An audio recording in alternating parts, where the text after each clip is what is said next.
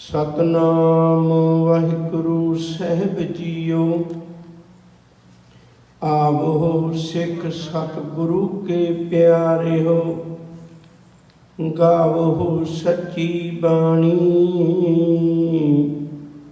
बाणी तां गावो गुरु केरी, बाणियां सिर बाणी। जिनको नदर कर्म होवे, हृदय तिना समानी। पीवो अमृत सदा रहो हर रंग, जपियो सारंग पानी। कहे नानक सदा गावो, एहे सच्ची बाणी। कहे नानक सदा गावो, एहे सच्ची बाणी। वाहिगुरु जी का खालसा, वाहिगुरु जी की फतेह। मनुख के जीवन विच समुचियां बंदिशां तो निजात दवा के, मुक्ति दवा के रब्बी राह ते केवल शब्द तोड़ सकता है। भटकना नूं मुका के उत्तम पंथ का पंथ ही बना देंदा है गुरु का शब्द।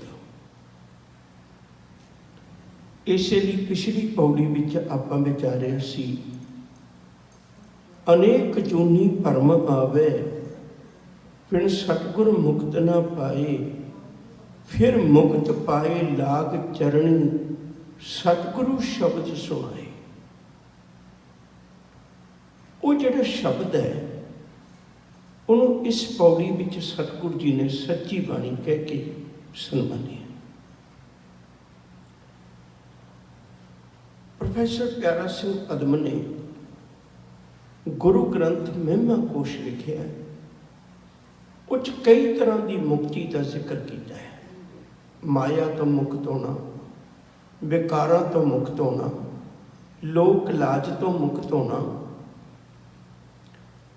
राजनीतिक पद्धर ते मुक्ति की गल, कई तरीके ने जिन्हां विचों मुक्ति गुरु का शब्द होता है। अज की पौड़ी नूं सांझ पाइए। जितने भी दुनिया च धर्म ने, करीब करीब उन्होंने कोल धार्मिक ग्रंथ भी ने,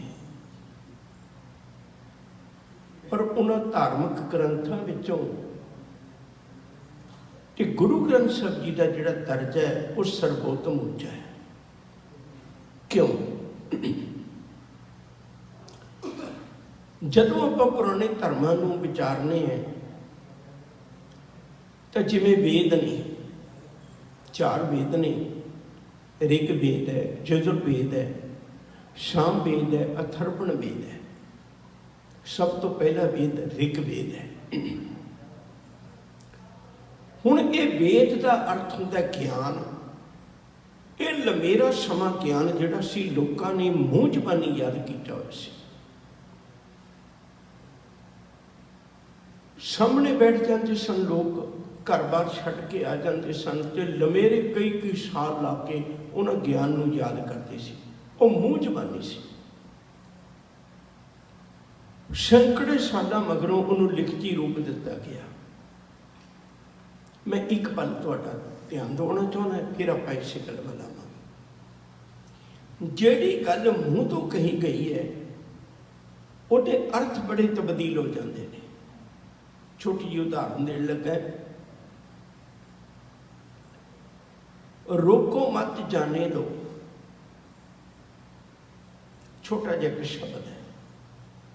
ਇਹਦਾ सिर्फ उच्चारण करन दे नाल ही किन्ने अर्थ बदल जाने। जिवें मैं हुणे बेनती की, रोको मत जाने दो, इनू रोको ना जान दिओ, रोको मत जाने दो, शब्द होई ने। इस तरह उच्चारण विच बोलदियां कई गल्लां ऐसियां ने जिहड़ियां अर्थ कुछ ना कुछ बन गईयां। वेदां नूं बहुत लंबे समय तो बाद विच लिखती रूप दिता गया। उस तो बाद विच बुद्ध धर्म है। बुद्ध धर्म के महात्मा बुद्ध ने जो सिक्ख्यावां दित्तियां, वैसे बोधी तो ये मनते ने, डॉक्टर हरपाल सिंह पन्नू ने लिखा है, बोधी ये मनते ने भई एक 6 महीने बाद कौंसल बनी सी महात्मा बुद्ध की चढ़ाई कर जाने तो बाद विच, उदों दीयां लिखतां नूं संभालण की गल चल पई सी। पर इहदा तर्जमा किया 450 सन विच जाके, करीब पौने 5 सदियां बन जांदियां ने, ते उदों जाके उहदा तर्जमा किया कोश, बुद्ध कोश ने, बंदे का नाम है बुद्ध कोश, उन्हें तर्जमा किया। उन्हें धम्पद नाम का एक ग्रंथ बनाया, तो जिन्हों त्रिपिटक भी कहते हैं। त्रिपिटक का अर्थ होंदा 3 पटारियां, ज्ञान दीयां 3 पटारियां। अज भी विचार में बड़े ध्यान नाल समझिओ। इसका मतलब बुद्ध कदों होए ते लिखती रूप कदों दिता गया। इसी तरह जैन मत है, उस तो के चलिए कुरान मजीद है, कुरान शरीफ, ये एको चीज़ का ना है। कुरान का आखिरी अर्थ किया है भी पढ़न योग। कुरान का आखिरी अर्थ है पढ़न योग, विचारन योग। कुरान मजीद हज़रत मुहम्मद साहब नूं नाज़र होई सी, पाव आई सी, 23 साल की उम्र सी, जदों उन्होंने जबराइल फरिश्ते ने ये कुरान मजीद दीयां आयतां, आप शब्द कहने वो आयतां कहने ने, वो आईयां। पर याद रखियो 114 ने वो, याद रखियो वो लमेरा समा लोगों ने मूँह जबानी याद रखियां। हज़रत मुहम्मद साहब तो बाद विच एक जंग होया, इमामी जंग उहनूं कहंदे ने। उहदे दरमियान जिन्होंने कुरान मजीद याद सी वो बहुत चढ़ाई करन लगे। फिर एक गल सोच विचार के एक खलीफा, इस्लाम धर्म च खलीफे होए ने, क्योंकि रसूल एक नूं मनते हैं, मुहम्मद साहब नूं इल्ला मुहम्मद रसूल इल्ला, उन्होंने जिवें अपना मूल मंत्र उन्होंने बचन है। उन्होंने अगे खलीफे होए ने, जिवें अपनी कौम च जथेदार होंदे ने, गुरु वही ने, उन्होंने खलीफे होए ने। उन्होंने विचों एक खलीफा होया अबू बकर। अबू बकर ने सोच विचार करके ते फिर उस कुरान मजीद नूं लिखती रूप दिता। पर उहदे चों भी बहुतात गल्लां ने जिहड़ियां लमेरे समय तो बाद विच वो लिखती रूप विच आईयां, लंबे समय तो बाद विच। उस तो बाद आपां गल करने हैं गीता दी। गीता कृष्ण जी ने जदों उचारी तो उदों लिखी नहीं गई, बाकी गल्लां मैं संखेप विच कर लगा। बाइबल है, बाइबल नूं हज़रत ईसा मसीह उहदियां सिक्ख्यावां दा संग्रह कहा जाता है। पर याद रखियो जी, बाइबल लमेरे समय तो बाद विच, करीब 2 सदियां तो बाद विच, दूजी सदी ते तीजी सदी, भाई कान सिंह नाभा ने जिक्र किया है, तीजी सदी की आरंभ है, दूजी सदी का अंत है, उदों इनू लिखती रूप दिता गया। तो सानू सारिਆਂ ਨੂੰ पता होएगा भी ईसाई धर्म के ਜਿਹੜੀਆਂ ਗੱਲਾਂ लिखिया गई बाइबल के उन्होंने उत्ते एक लंबी बहस हुई, जिसका कारण कि जो कुछ बाइबल च लिखा गया सी उस तो पुरानियां चीज़ां मिलदियां ने। बई वो कहते हैं धरती उदों बनी सी, उस तो पहलां जे दरख्त मिलते हैं। फिर उन्होंने अपनी बाइबल के जो विषय करने पे, न्यू टैसटामेंट एंड ओल्ड टैसटामेंट। ਇਹਦਾ मतलब वो भी एक पैगंबरी पैगाम असी नहीं कह सकते, उन्होंने संभालिया।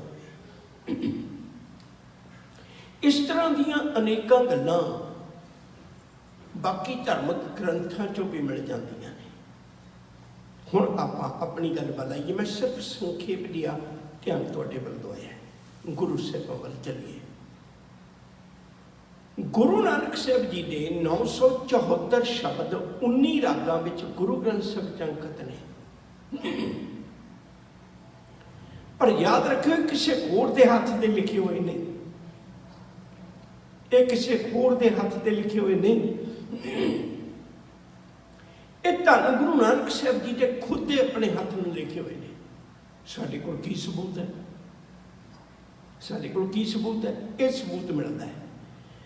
भाई गुरदास जी आखते ने, कहते जदों गुरु नानक साहब जी विचरते सन तो उन्होंने कोल एक पोथी हुंदी सी जिन्होंने उन्होंने किताब लिखी, आपां सत्कार नाल पोथी साहब कह सकते, पोथी कह सकते। आसा हथ किताब कछ कुजा वांग मसला धारी। दूजी गल, जदों हाजियां ते काजियां नाल बैठ के चर्चा हुई उदों भी ये गल चली। पुछन गल ईमान दी काजी मुल्ला कट्ठे होई, वड्डा सांग वरताया लख न सके कुदरत कोई। पुछन खोड़ किताब नूं हिंदू वड्डा के मुसलमान होई, बाबा आखे हाजियां शुभ अमला बाजो दोनों रोई। ਇਹਦਾ मतलब गुरु साहब दे कोल एक अमृतमई बाणी की पोथी हुंदी सी, वो अपने नाल रखते सी। और गुरु साहब दे वेले भी गुरु के सिख सन जिहड़े वो बाणी लिखते हुंदे सन। जिवें भाई मनसुख ने पोथियां लिखियां ने, भाई फकीरत ने पोथियां लिखियां ने, भाई हंसू लोहार ने लिखियां ने, भाई सीहे ने पोथियां लिखियां ने। उदों ये पोथियां संभालियां जांदियां सन, इन्हां दे उतारे भी हुंदे सन। गल अगे चली हुण जदों ये गुरगद्दी धन गुरु नानक साहब जी ने अपने हयाती विच अपने शरीरक दी जामे विच विचरदे आ, ये नहीं भी मगरों सिखां ने गुरु चुन लिया। अपनी जिंदगी दे विच अपने तख्त ते आप बिठा के गुरु अंगद साहब जी नूं 7 दिन उन्हां दे दरबार च बैठते रहे गुरु नानक साहब जी। ये प्रोफैसर साहब सिंह होरां लिखिया होया ते उन्हां नूं गद्दी ते बिठा के वो जिहड़ी पोथी सी अमृतमई बाणी दी वो उन्हां ने गुरु अंगद साहब महाराज जी नूं बख्शिश कीती। सो पोथी जो बानी गुरु अंगद जोग मिली, ये सानू पुरातन जन्म साखियां चो सबूत मिलता है। मैं एक बार थोड़ा जिहा पिछे फिर जाना चाहना। जदों गुरु नानक साहब जी ने 4 प्रचारक दौरे किए, उहदे दरम्यान वो भगतां नूं मिले। जिथे जिथे भी सिद्धा ने एक सवाल किया सी, किस कारण गृह तजे होता सी, किस कारण ये भेख नवासी, किस वक्र के तुम बनजारे क्यों कर साथ लंघावो पारे। जे तुसी कोई डेरा ही नहीं बनाउणा, साडे वांगू किते जगह टेके नहीं बैठना, तो तुसी घर बार क्यों छड्डिया, फिर घर ही चंगे सी। गुरु नानक साहब जी ने जवाब दिता सी, गुरमुख खोजत पए उदासी, पए उदासी दर्शन कहता ही भेख नवासी, साच वक्र के हम बनजारे। कहते असीं तो सच वखर दे बन जा रहे हैं, जिहदे कोल भी सच मिलता असीं उत्थे चले जाने हैं। असीं तो गुरमुखां नूं खोजदे फिर रहे हैं, जिन्हां दी बाणी जिन्हां ते सच अमृत वचन लोकां ने बाहर नहीं आउण दित्ते। गुरु नानक साहब जी ने आप विचर के कई थावां दे उत्ते भगत बाणी एकत्र की, जिहदा मैं थोड़ा जिहा जिक्र कर सकना है। जिमें 1510 में जी पहली उदासी 1507 तो लेके 1515 तक है, 8.25 साल की उदासी है। वो पहली उदासी में 1510 में हजूर बनारस गए। बनारस की धरती ते कबीर साहब जी दे, रविदास जी दे उन्होंने अमृत बोल अपनी पोथी में अंकित किए। ज्ञानी ज्ञान सिंह ने 7 दिनों का जिक्र किया है भी उत्थे हजूर सच्चे पातशाह जी महाराज रहे। हुण तुसीं विचारो भी वो समुची भगत बाणी गुरु नानक साहब जी ने एकत्र कर ली सी। अगे जाके भी मैं तुहाडे नाल सांझ पाउणा, वो सारी बाणी का खजाना गुरु अंगद साहब सच्चे पातशाह जी महाराज नूं बख्शिश कर दिता। जो जिहड़ी अमृतमई बाणी की पोथी वो गुरु अंगद साहब जी के हवाले कर दी ते उन्हां नूं गुरगद्दी ते बैठ के सुशोभित कर दिता। गुरु अंगद साहब जी ने 63 श्लोक उचारे। वो 63 श्लोक 9-12 दिन अंकित ने। तुसीं कदे भोग के श्लोकां वेले वेखियो, जिहड़े श्लोक 12 नाल अंकित नहीं हो सके उहदा बकायदा हैडिंग श्लोक 12 ते वधीक उत्थे गुरु अंगद साहब के श्लोक नहीं, क्योंकि 12 नाल एडजस्ट हो चुके हैं, 12 तो वधीक है ही नहीं उन्हां दे। फिर वो अमृतमई बाणी की पोथी धन गुरु अमरदास साहब सच्चे पातशाह जी महाराज नूं बख्शिश की गई। वो अमृतमई बाणी की पोथी गुरु अमरदास जी ने लेके वो तख्त ते शोभित हुए। इन्हों भी गुरु अंगद साहब ने अपने हथी तख्त ते बिठाया। गुरु नानक साहब जी के बारे में भी सबूत मिलता है।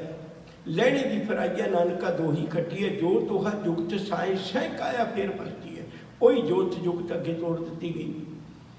हुण गुरु अमरदास जी के वेले अज मैं जिक्र थोड़ा करांगा, क्योंकि 23वीं ते 24वीं पौड़ी है जिहड़ी वो बड़ी इस दे दुआले घूमदी है, तो आपां इहनूं विचारांगे चंगी तरह, इहदे च वक्त लगेगा।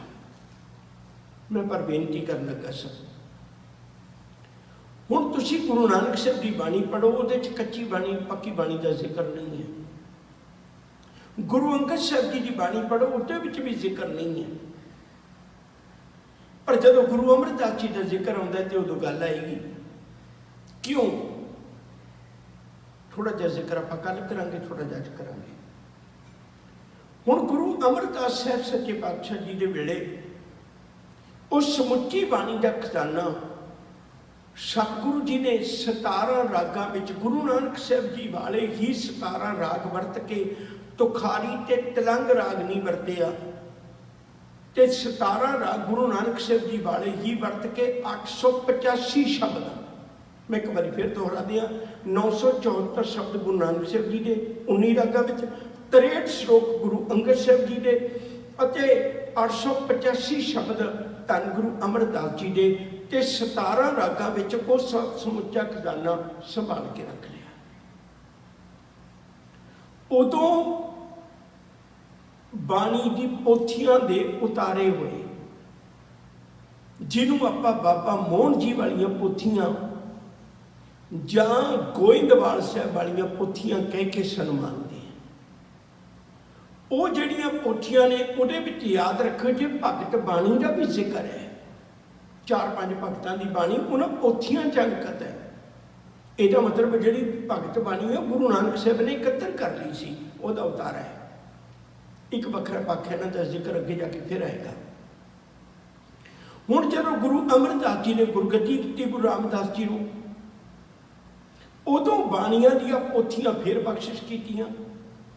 साडे कोल की सबूत है? सबूत गुरु ग्रंथ साहिब चों मिलदा है। हजूर दी बाणी का वचन है, रामदास सोटी तिलक दिया। धन गुरु रामदास सोटी सच्चे पातशाह नूं गुरु अमरदास जी ने तिलक दिता। ते तिलक देना तो गुरमत ही अंग नहीं सी, पर नाल पंक्ति स्पष्ट है, रामदास सोटी तिलक दिया, गुर शब्द सच निशान जियो, गुरु दे सच्चे शब्द दा तिलक दिता। भाव उस समुचा खजाना गुरु रामदास जी ने दिता। गुरु रामदास सच्चे पातशाह जी महाराज ने गुरगद्दी की सेवा 7 साल निभा के 30 रागां विच बाणी उचार के, 30 रागां विच 19 राग गुरु नानक साहब जी वाले, 11 राग होर पैदा करके होर राग वरत के, ते उन्हां 30 रागां विच समुची बाणी 647 शब्द गुरु रामदास साहब सच्चे पातशाह दा, वो सारे का सारा खजाना गुरु अर्जन पातशाह जी नूं बख्शिश कर दिता। ते गुरु अर्जन पातशाह जी महाराज को भी सानूं सबूत मिलता है, प्यो दादे का खोल डिठा खजाना, ता मेरे मन भया निदाना, रतन लाल जाका कशु न मोल, भरे भंडार अखुट अथोड़, खावे खर्चा रल मिल भाई, तोट ना आवे वध हो जाई। उस समुची बाणी का खजाना गुरु अर्जन पातशाह जी महाराज तक पहुँच गया, जिहदे च भगत बाणी भी है। ते गुरु अर्जन पातशाह जी के वेले गुरगद्दी वेले उचारे हुए 123 सवैये भट्टां दे भी ने, 773 शब्द भगत बाणी दे भी ने, ते गुरु अर्जन पातशाह जी ने 2312 30 रागां विच शब्द उचार के वो भी इकत्तर कर ले। बाबा सत्ता जी बलवंड जी की वार भी विच अंकट है गुरु के सिखां दी। बाबा सुंदर जी का लिखिया हुआ रामकली 7 भी अंकट है गुरु ग्रंथ साहब जी की पवित्र बाणी विच। केवल गुरु तेग बहादुर साहब जी की बाणी तो बिना गुरु अर्जन पातशाह जी महाराज ने समुची बाणी इकत्तर करवा के ते इहनूं गुरु ग्रंथ साहब जी का रूप दे के ये उस वेले भाई गुरदास जी के कोलों उदों 974 पन्ने बने। पहली बारी उदों पन्ने दूजी तरह के होंदे सन, जिवें एक पासे लिखिया हुआ नंबर होंदा है, दूजे नंबर पर नहीं लिखिया होंदा, फिर अगले पेपर के उत्ते दूजा नंबर आएगा। जिवें अज लिखे होंदे ने पेज के दोनों पासे उमें नहीं वो भीड़ जी करतारपुर साहब, वो गल वखरी है, एक वखरा पक्ष है। कभी फिर से सतगुरु जी ने कृपा की, जितने भी दुनिया के अंदर संसार के अंदर धर्म ने, उन्होंने मुखिया ने जड़ियाँ सिक्ख्यावां दित्तियां, उन्होंने लिखती रूप किसी को बाद में जाके बनया, पर उस वेले नहीं बनया। एक गुंजाइश रह जाती है, शायद उन्होंने सिक्ख्यावां विच रले हो गए। जिवें गीता के श्लोक ने शुरुआत में 8,000 सन, पर अज 24,000 ने। तुसीं हैरान होवोगे। रामायण पहला वाल्मीकि जी ने लिखी, और रामायण 5,000 साल मंदिर च प्रकाशित नहीं होने दी। बई वाल्मीकि नूं वो शूद्र समझते सन। उस तो बाद अकबर बादशाह के वेले फिर दोबारे रामायण तुलसीदास ने लिखी, तो वह मंदिर च प्रकाश हुई। मैं सारियां गल्लां छड्ड के पौड़ी की व्याख्या वल आउण लगा।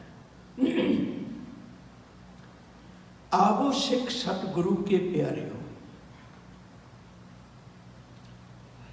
प्यारे हो शब्द बड़ा प्यारा है। गुरु जी कहते ने, जो तो प्रेम खेलन का चाहो। सतगुरु में तेरे कर प्रेम नाल खेडण किवें आवां, तेरे दरबार चाहने सामने हथियार परोसे हुंदे ने, सजाए हुंदे ने। गुरु कहन लगे, पुत इहो ही तो वखरेवा है। लोकां दे हथियारां विचों वैर जन्म लैंदा है, मेरे हथियारां विचों प्यार जन्म लैंदा है। जिद्दन मैं 5 प्यारे चुने सी, मैं वो किरपान विचों चुने सी। मेरी किरपान प्यारियां नूं जन्म देंदी है, मेरी किरपान किसी नफरत नूं जन्म नहीं देंदी, मेरी किरपान बैरियां नूं जन्म नहीं देंदी। साडे घर च वखरेवा है। तो हजूर ने कृपा की, आवो सिख सतगुरु के प्यारे हो।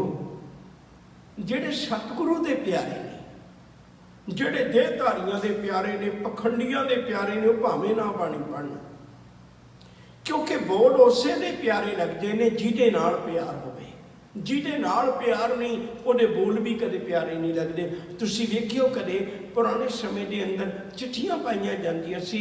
एक धी बच्ची जदों अपने पति की चिट्ठी पढ़ती है, परिवार च बैठ के पढ़ लेंदी, पर चिट्ठी संभाल के रखती है। फिर वो कई बारी पढ़ती है, उन्होंने सबर नहीं आता, क्योंकि उहदे अखरां च उहनूं पति लभदा है। सच करके जानियो, गुरबाणी विचों वाह वाह बाणी निरंकार है, जिस जेवड़ अबर ना कोई, उन्होंने निरंकार लभदा है बाणी विचों, उन्होंने परमेश्वर लभदा है बाणी विचों, जिहदा प्यार बन जाए। आवो सिख सतगुरु के प्यारे हो। गावो सच्ची बाणी, सच्ची बाणी नूं गावो, इस परमेश्वर की बाणी नूं गावो। बाणी तां गावो गुरु केरी, वो बाणी गावो जिहड़ी गुरु दी, गुरु ग्रंथ साहिब दे विच अंकित है। ये सर्व संझ है। आम करके ये नहीं होता भी कोई बराबर एडा वड्डा रुतबा दे देवे। गुरु ग्रंथ साहिब जी की पवित्र बाणी विच एडा वड्डा रुतबा दिता होया सारियां, जिन्हां दे बोल निरंकार दे होने चाहिए सन। अगे जाके कल भी जिक्र आएगा। चरण सिंह सफरी ने एक बड़ी प्यारी बात लिखी है। ਇਹ गुरु ग्रंथ की ज्योति है, जिसका प्रतख नज़ारा है। एक सफे च नानक बैठा है, दूजे रविदास प्यारा है। इत्थे सोने वांगू उकड़ियां लिखतां ने शेख फरीद दियां, इत्थे कलियां बन के महकदियां सदने दी पाक उम्मीद दियां। इत्थे रब बराबर मिलिया है सनमान कबीर जुलाहे नूं। इत्थे नामदेव कोई शिंबा भी बैठा है खटके लागे नूं। इत्थे सहननाई भी उधर गया ते रुतबा पाया धन्ने ने। इहदे एक सुंदर पन्ने ते खिलरे होए सुंदर पन्ने ने। जदों मन चित ला के पढ़े कोई गुरु नौवें दियां सलोकां नूं, फिर लभदा राह हकीकत दा कलयुग दे भुलड़े लोकां नूं। कहंदे इहदे विचों रब्बी राह लभदा है। प्यार बाणिओ, बाणी तां गावो गुरु के लिए। छोटी जी उदाहरण दे दी, आंढ गुआंढ तो बंदे रहिंदे होण, दोनों दे नां इक्को जिहे होण, दोनों दियां कोठियां घर रहाइश इक्को जी होवे, अमीर इक्को जिहे होवण, ते कोई बंदा बाहरों आवे, वो कहे मैं अपने फार्म ते साइन करवाने ने। बूहा चंगा वेख के बैल मारी, अंदरों मालिक निकलिया, किवें आए हो? कहने मैं साइन करवाने। ਤੁਸੀਂ ਫਲਾਣੇ ਹੋ, ਅਫਸਰ ਲੱਗੇ ਹੋਏ ਹੋ? ਉਹ ਕਹਿੰਦਾ ਨਹੀਂ, ਮਾਫ ਕਰਨਾ, ਮੈਂ ਤਾਂ ਠੇਕੇਦਾਰ ਹੈ, ਪੈਸੇ ਬੜੇ ਨੇ ਮੇਰੇ ਕੋਲ। ਉਹ ਕਹਿੰਦਾ ਫਿਰ ਤੁਹਾਡੇ ਸਾਈਨ ਨਹੀਂ ਕਰਵਾਉਣੇ। ਤੁਹਾਡੇ ਕੋਲ ਪੈਸੇ ਹੋ ਸਕਦੇ ਨੇ, ਪਰ ਤੁਹਾਡੇ ਸ਼ਬਦਾਂ ਵਿੱਚ ਜਾਨ ਨਹੀਂ, ਤੁਹਾਡੇ ਸ਼ਬਦਾਂ 'ਚ ਜਾਨ ਨਹੀਂ। ਤੁਸੀਂ ਲਿਖ ਦਿਓਗੇ, ਇਹਨਾਂ 'ਚ ਜਾਨ ਨਹੀਂ, ਸਰਕਾਰੀ ਦਰਬਾਰੇ ਚੱਲ ਜਾਣ। ਦੂਜੇ ਦਾ ਬੂਹਾ ਖੜਕਾਇਆ, ਉਹ ਅੰਦਰੋਂ ਨਿਕਲਿਆ, ਉਹਨੇ ਆਖਿਆ ਹਾਂ ਮੈਨੂੰ ਹੱਕ ਹੈ ਗੌਰਮੈਂਟ ਵੱਲੋਂ ਸਾਈਨ ਕਰਨ ਦਾ, ਕਿ ਉਹਨੇ ਸਾਈਨ ਕੀਤੇ। ਯਾਦ ਰੱਖਿਓ ਜੇ ਕਿਉਂ ਸਾਈਨ, ਉਹਦੇ ਸ਼ਬਦਾਂ ਵਿੱਚ ਕਿਉਂ ਜਾਨ ਆ ਗਈ, ਉਹਦੇ ਸ਼ਬਦਾਂ 'ਚ ਕਿਉਂ ਨਾ ਜਾਨ ਆਈ? ਨਾ ਤਾਂ ਇੱਕੋ ਜਿਹੇ ਨੇ, ਰਾਮ ਸਿੰਘ ਉਹਦਾ ਨਾਂ, ਰਾਮ ਸਿੰਘ ਉਹਦਾ ਨਾਂ। ਇੱਕ ਦਾ ਨਾਂ ਲਿਖਿਆ ਪੇਪਰ ਵੀ ਖਰਾਬ ਹੋ ਜਾਂਦੇ ਨੇ, ਇੱਕ ਦਾ ਨਾਂ ਲਿਖਿਆ ਨਕਲੀ ਵੀ ਅਸਲੀ ਹੋ ਜਾਂਦੇ ਨੇ। ਕਾਰਨ ਕੀ ਹੈ? ਕਿਉਂਕਿ ਉਹਦੇ ਸ਼ਬਦਾਂ ਵਿੱਚ ਤਾਂ ਜਾਨ ਹੈ ਕਿਉਂਕਿ ਉਹਨੇ ਖੁਦ ਨੇ ਟਾਈਮ ਦਿੱਤਾ ਹੋਇਆ ਸ਼ਬਦ ਨੂੰ। ਪਹਿਲਾਂ ਪੜ੍ਹਿਆ, ਯੂਨੀਵਰਸਿਟੀਆਂ ਤੱਕ ਗਿਆ, ਫਿਰ ਉਹਦੇ ਸ਼ਬਦ ਵਿੱਚ ਇੰਨੀ ਜਾਨ ਆ ਗਈ ਵੀ ਤੂੰ ਜਿੱਥੇ ਲਿਖ ਦੇਗਾ ਉਹਨਾਂ ਪੇਪਰਾਂ 'ਚ ਵੀ ਜਾਨ ਪੈ ਜਾਏਗੀ। ਸੱਚ ਕਰਕੇ ਜਾਣਿਓ, ਇਹ ਗੁਰੂ ਦੀ ਬਾਣੀ 'ਚ ਤਾਂ ਇੰਨੀ ਜਾਨ ਹੈ ਕਿਉਂਕਿ ਇਹਦਾ ਇੱਕ ਇੱਕ ਸ਼ਬਦ ਜਿਹੜਾ ਉਹ ਗੁਰੂ ਦੇ ਕਮਾਈ ਵਿੱਚੋਂ ਆਇਆ ਹੋਇਆ ਹੈ। ਇਹ ਉਹ ਨਹੀਂ ਵੀ ਬੈਠ ਕੇ ਡੇਰਿਆਂ 'ਚ ਸ਼ਬਦ ਉਚਾਰ ਦਿੱਤੇ, ਇਹ ਉਹ ਸ਼ਬਦ ਨੇ ਜਿਹੜੇ ਤੱਤੀਆਂ ਤਵੀਆਂ ਤੇ ਬੈਠ ਕੇ ਵੀ ਉਚਾਰੇ ਹੋਏ ਨੇ। ਇਹ ਉਹ ਸ਼ਬਦ ਨੇ ਜਿਹੜੇ ਆਪਣੇ ਪੁੱਤਾਂ ਦੇ ਕਲੇਜੇ ਮੂੰਹ ਵਿੱਚ ਪਵਾ ਕੇ ਪੈਦਾ ਕਰਨ ਵਾਲੇ ਸਿੱਖ ਪੈਦਾ ਕੀਤੇ ਹੋਏ ਨੇ। ਇਹ ਉਹ ਸ਼ਬਦ ਨੇ ਜਿਹੜਾ ਗੁਰੂ ਚਾਰ ਪੁੱਤ ਵਾਰ ਕੇ ਵੀ ਰੱਬੀ ਭਾਣੇ ਨੂੰ ਮਿੱਠਾ ਕਰਕੇ ਮੰਨਦਾ। ਇੱਥੇ ਕਮਾਈ ਵਾਲੇ ਸ਼ਬਦ ਨੇ। ਕਬੀਰ ਸਾਹਿਬ ਦੀ ਕਮਾਈ ਹੈ, ਨਾਮਦੇਵ ਜੀ ਦੀ ਕਮਾਈ ਹੈ, ਕਮਾਈ ਵਾਲੇ ਸ਼ਬਦ ਨੇ। ਇਹਨਾਂ ਸ਼ਬਦਾਂ 'ਚ ਤਾਂ ਜਾਨ ਹੈ। ਬਾਣੀ ਤਾ ਗਾਵੋ ਗੁਰੂ ਕੇਰੀ ਬਾਣੀਆਂ ਸਿਰ ਬਾਣੀ, ਜਿਨ ਕੋ ਨਦਰ ਕਰਮ ਹੋਵੇ। ਆਹ ਗੱਲ ਬੜੇ ਧਿਆਨ ਨਾਲ ਸੁਣੋ। ਹਿਰਦੇ ਤਿਨ ਸਮਾਣੀ, ਬਾਣੀ ਬੁੱਢਾਂ ਤੱਕ ਕਈਆਂ ਦੀ ਆ ਸਕਦੀ ਹੈ, ਬਾਣੀ ਦਿਮਾਗ ਵਿੱਚ ਕਈਆਂ ਦੇ ਵੱਸ ਸਕਦੀ ਹੈ, ਪਰ ਬਾਣੀ ਹਿਰਦੇ ਵਿੱਚ ਮੇਰੇ ਕਿਰਦਾਰ ਵਿੱਚ ਆ ਜਾਏ, ਬਾਣੀ ਮੁਤਾਬਕ ਮੇਰਾ ਜੀਵਨ ਬਣ ਜਾਏ, ਇਹ ਸੱਜਣਾ ਗੁਰੂ ਤੋਂ ਬਿਨਾਂ ਨਹੀਂ ਹੋਣਾ। ਜਿਨ ਕੋ ਨਦਰ ਕਰਮ ਹੋਵੇ, ਇੰਨਾ ਕੁ ਸਫ਼ਰ ਕੰਨ ਤੋਂ ਲੈ ਕੇ ਮਨ ਤੱਕ, ਇਹ ਸਫ਼ਰ ਸਾਡੇ ਕੋਲੋਂ ਨਹੀਂ ਹੋਣਾ। ਕੰਨਾਂ 'ਚ ਬਾਣੀ ਕਈਆਂ ਦੇ ਹੋ ਸਕਦੀ ਹੈ, ਕਈਆਂ ਨੂੰ ਮੂੰਹ ਜ਼ਬਾਨੀ ਯਾਦ ਹੋ ਸਕਦੀ ਹੈ, ਪਰ ਹਿਰਦੇ 'ਚ ਬਾਣੀ ਉਦੋਂ ਵਸਣੀ ਹੈ ਸੱਜਣਾ ਜਿਸ ਦਿਨ ਗੁਰੂ ਦੀ ਰਹਿਮਤ ਦਾ ਪਾਕੀ ਬਣ ਗਿਆ। ਜਿਨ ਕੋ ਨਦਰ ਕਰਮ ਹੋਵੇ, ਹਿਰਦੇ ਤਿਨੋਂ ਸਮਾਣੀ, ਜਿਨ੍ਹਾਂ ਦੇ ਹਿਰਦੇ 'ਚ ਸਮਾ ਗਈ। ਫਿਰ ਪੀਵੋ ਅੰਮ੍ਰਿਤ, ਬਾਣੀ ਕੀ ਹੈ? ਹਮਾਰੀ ਪਿਆਰੀ ਅੰਮ੍ਰਿਤ ਧਾਰੀ, ਗੁਰ ਨਿਮਖ ਨ ਮਨ ਤੇ ਟਾਰੀ। ਅੰਮ੍ਰਿਤ ਇੱਕੋ ਸ਼ਬਦ ਹੈ, ਇਹ ਸ਼ਬਦ ਅੰਮ੍ਰਿਤ ਹੈ। ਸ਼ਬਦ ਜਿੱਥੋਂ ਆਇਆ ਉਹ ਜੀ ਭਾਵਨਾ ਪੈਦਾ ਕਰ ਦਿੰਦਾ। ਡਾਕਟਰ ਤਾਰਨ ਸਿੰਘ ਦਾ ਬਚਨ ਹੈ, ਸ਼ਬਦ ਵਿਕਾਰ ਵਿੱਚੋਂ ਆਵੇ ਹਿਰਦੇ 'ਚ ਵਿਕਾਰ ਪੈਦਾ ਕਰ ਦਿੰਦਾ। ਸ਼ਬਦ ਈਰਖਾ 'ਚੋਂ ਆਵੇ ਹਿਰਦੇ 'ਚ ਈਰਖਾ ਪੈਦਾ ਕਰ ਦਿੰਦਾ। ਸ਼ਬਦ ਹੰਕਾਰ ਵਿੱਚੋਂ ਆਵੇ ਹਿਰਦੇ 'ਚ ਹੰਕਾਰ ਪੈਦਾ ਕਰ ਦਿੰਦਾ। ਸ਼ਬਦ ਨਿਰੰਕਾਰ ਕੋਲੋਂ ਆਵੇ ਹਿਰਦੇ 'ਚ ਨਿਰੰਕਾਰ ਪੈਦਾ ਕਰ ਦਿੰਦਾ। ਇਹ ਅੰਮ੍ਰਿਤਮਈ ਬਾਣੀ ਹੈ। ਪੀਵੋ ਅੰਮ੍ਰਿਤ ਸਦਾ ਰੋ ਹਰ ਰੰਗ, ਸਦਾ ਰੋ ਹਰ ਰੰਗ, ਹਰੀ ਦੇ ਪਿਆਰ ਵਿੱਚ ਸਦਾ ਇਵੇਂ ਜੁੜ ਕੇ ਰਹੋਗੇ। ਜਿਸ ਦਿਨ ਇਹ ਬਾਣੀ ਹਿਰਦੇ 'ਚ ਵਸ ਗਈ, ਜਪਿਓ ਸਾਰੰਗ ਬਾਣੀ, ਉਹ ਮਾਲਕ ਪਰਮੇਸ਼ਰ ਉਹਦਾ ਸਦੀਵ ਇਬਾਦਤ ਕਰਦਾ। ਸਾਰੰਗ ਬਾਣੀ ਜਿਹਦੇ ਹੱਥ ਵਿੱਚ ਪਰਮੇਸ਼ਰ ਨਿਰੰਕਾਰ ਵਾਹਿਗੁਰੂ ਜੀ, ਜਿਹਦੇ ਹੱਥ ਵਿੱਚ ਇਹ ਮੰਨ ਲਓ ਵੀ ਪਾਣ ਉਹਨੇ ਸਾਰੰਗ ਪਕੜਿਆ ਹੋਇਆ। ਕਹੇ ਨਾਨਕ ਸਦਾ ਗਾਵੋ, ਇਹ ਸੱਚੀ ਬਾਣੀ। ਇਸ ਲਈ ਹਜ਼ੂਰ ਕਹਿੰਦੇ ਨੇ ਵੀ ਸਦੀਵ ਕਾਲ ਇਸ ਰੱਬੀ ਬਾਣੀ ਨਾਲ ਰਿਸ਼ਤਾ ਜੋੜੀਏ। ਬੜੇ ਲੋਕ ਨੇ ਜਿਹੜੇ ਗੁਰੂ ਦੇ ਮੁਕਾਬਲੇ 'ਚ ਸ਼ਬਦਾਂ ਦੀ ਬਣਤ ਬਣਾਉਂਦੇ ਨੇ, ਪਰ ਉਹ ਪੂਰੀ ਨਹੀਂ ਹੁੰਦੀ। ਅਗਲੀ ਪੌੜੀ ਵੀ ਕੱਚੀ ਬਾਣੀ ਵਾਸਤੇ ਹੈ, ਇਹ ਆਪਾਂ ਕੱਲ੍ਹ ਰੋਜ਼ ਵਿਚਾਰ ਕਰਾਂਗੇ। ਹੋਈਆਂ ਭੁੱਲਾਂ ਦੀ ਖਿਮਾ। ਅਦਬ ਸਤਿਕਾਰ ਨਾਲ ਆਖੋ ਜੀ ਵਾਹਿਗੁਰੂ ਜੀ ਕਾ ਖਾਲਸਾ, ਵਾਹਿਗੁਰੂ ਜੀ ਕੀ ਫਤਿਹ।